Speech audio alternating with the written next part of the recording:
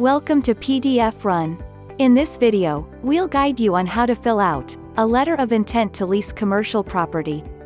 A letter of intent to lease commercial property is a formal letter that contains a summary of the leasing terms that were verbally discussed beforehand by the landlord and the potential tenant. It also serves as the primary document or basis for the official lease contract. To begin filling out this document, click on the Fill Online button.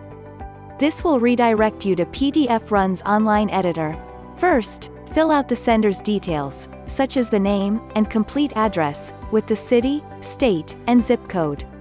Followed by the date, when the sender is writing this letter. Then, fill out these fields, with the same set of details, for the recipient.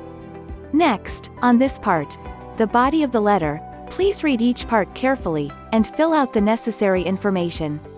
For Part 1, the lessee, enter the full legal name of the potential tenant. For Part 2, the lessor, enter the full legal name of the landlord. For Part 3, address of the premises, enter the complete address of the commercial property that will be rented out. Then, enter the required details about the property.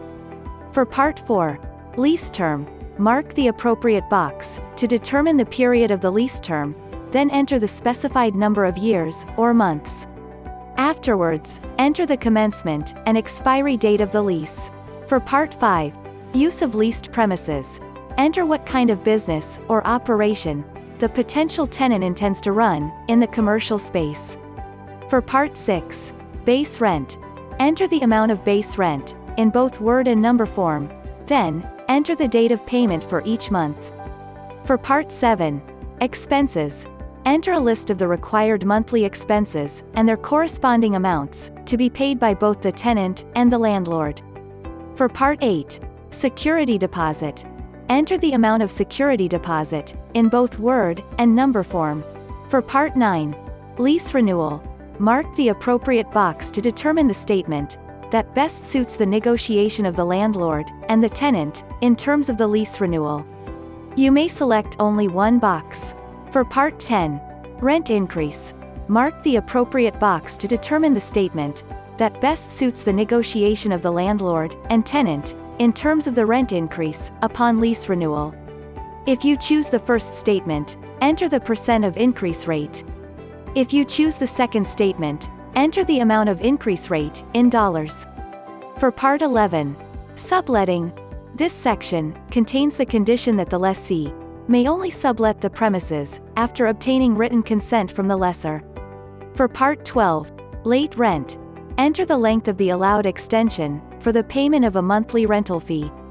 Then, mark the appropriate box to determine the type of penalty for late rent, the late fee in dollars, or the % of interest rate per day.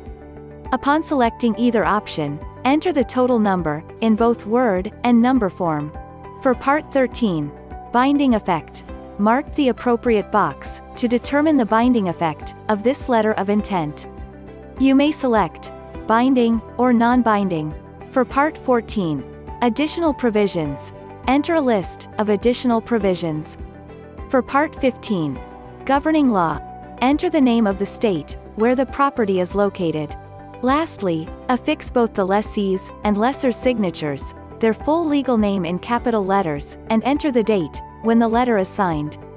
Review and double-check if all entered information is correct and accurate. Once finished, click on the Done button to save, download, and print your letter of intent to lease commercial property. To learn more about this form or find other fillable templates, visit www.pdfrun.com.